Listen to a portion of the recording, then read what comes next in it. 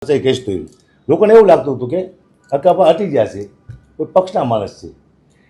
એટલા માટે હું નહોતો કહેતો આંદોલન તૂટશે. એકવાર સરકારનો નિર્ણય આવી જાય, નિર્ણય પછી હું કહું એટલે મને સંતોષ થાય કે મારો આત્મા મને સુવા નથી દેતો અઠવાડિયાથી. ત્યારે હું આ શું જોઈ રહ્યો છું. એ જે દિવસે હું ગયો એ પતિ પૈતું ઉપવાસની વાત કરી અને નીકળ્યા અમે. નરેશભાઈ મારી ગાડીમાં બેઠા, બધાએ જોયું. એ વારંવાર 2 વખત મારી ગાડી બેઠા, બધા જોતા થઈ. ગાડીમાં બેઠા એટલે આગળ લઈ જઈને મેં કીધું કે નીરજભાઈ હવે સરકારે બોલાવે છે તો આપણે જવું જોઈએ એક વખત, પછી આપણે ના પાડે તો આંદોલન ચાલુ જ છે. એ ભાઈએ કીધું મને, નીલેશભાઈ એરવાડીએ એમાં આપણને શું મળે. તા હું સ્તબ્ધ થઈ ગયો કે મેં તો આવું વિચાર્યું પણ નહોતું.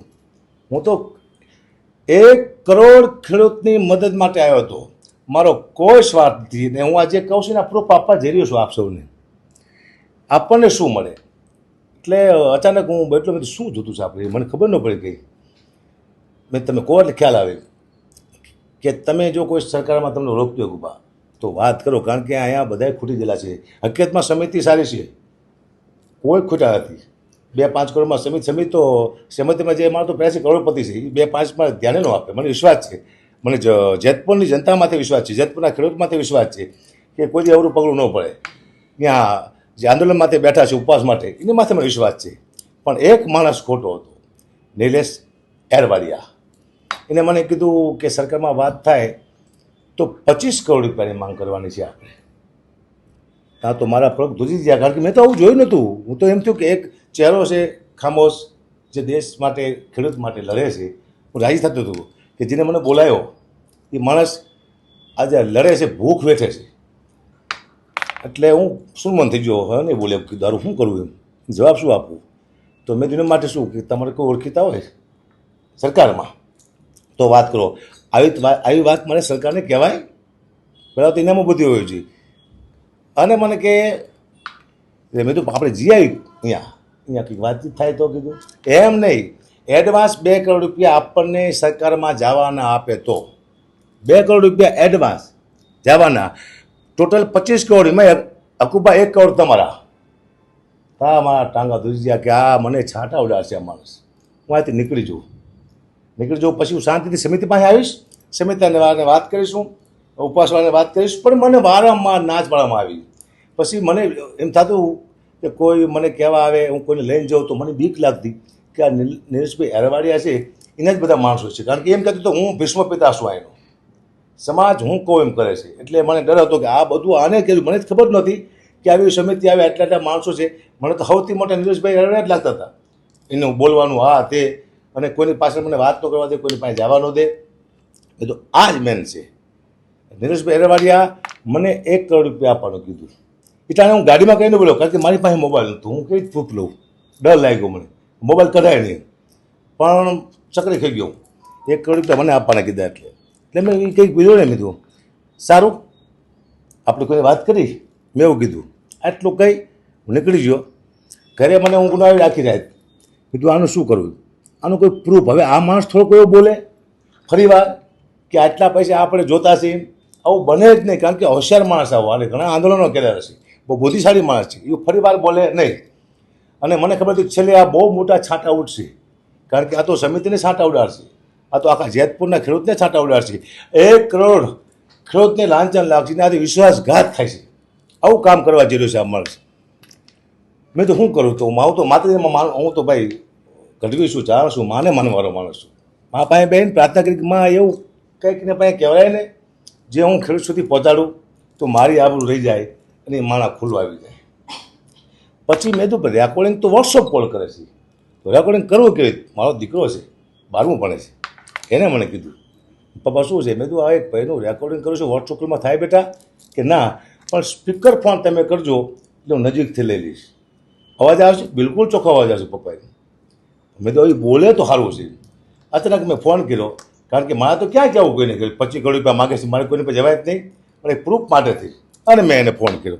એ આપણે હું તમને પુરાવો આપું છું, આપ સૌને રેકોર્ડિંગ આપું છું. મેં કીધું નિલેશભાઈ સામે વાત થઈ ગઈ છે. મેં કીધું નિલેશભાઈ એવું કહે છે કે પહેલાં સરકાર પાસે આવવાના 2 કરોડ રૂપિયા સમાધાન થાય એ નહીં, બાકી બધો વહીવટ પછી પતાવવાનો. બરોબર છે નિલેશભાઈ? હા બરોબર છે.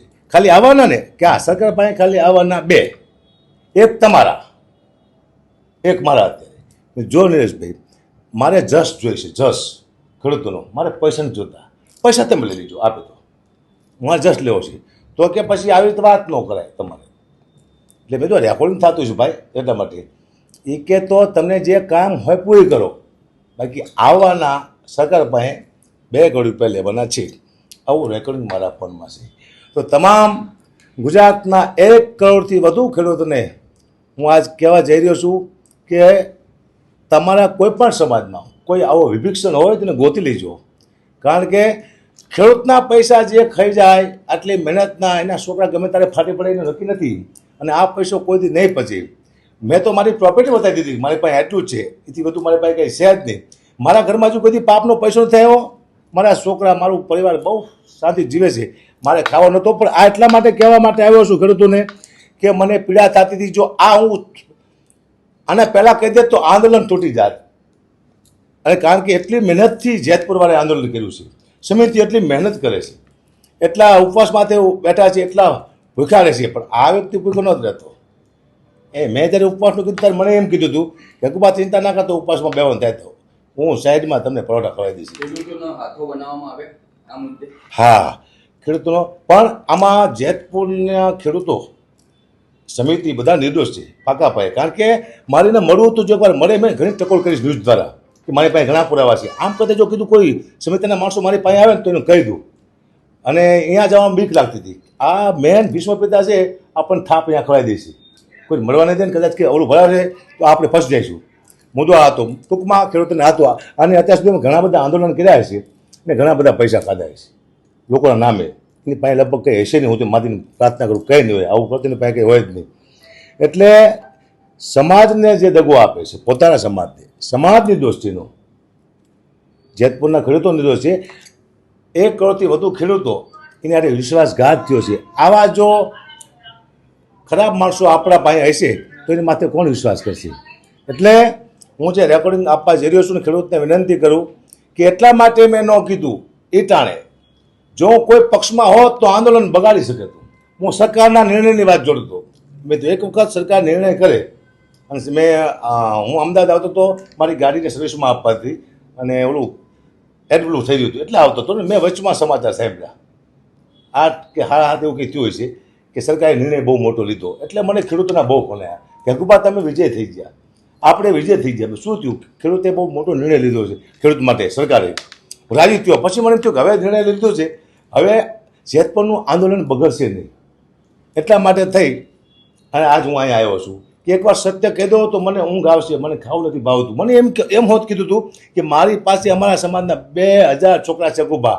તમને કદાચ રેકોર્ડિંગ ડાઉટ પડ્યો હતો, એટલા માટે મને આવવા દેતો હતો કે રેકોર્ડિંગ થયો, કદાચ ડાઉટ પડ્યો હતો કે અમે પરિવાર સુધી પહોંચી જઈશ. આવું કીધું હતું મને.